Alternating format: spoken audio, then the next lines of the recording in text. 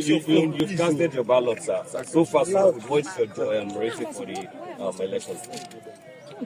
This time around, I'm getting INEC better. Your mic to go. Your mic to go. Your mic to go. Everything is moving smoothly, and the Beavers is working perfectly.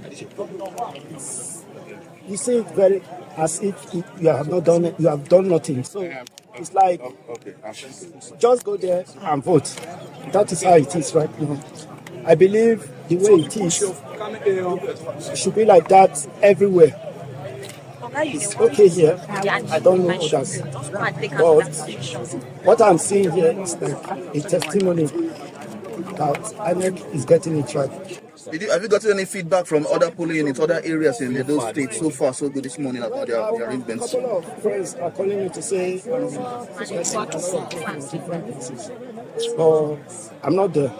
Here I know that PDP or whatever will not get one vote here because this is my home and my people love me. So for that reason, I have nothing to fear in my home. There were concerns about security generally.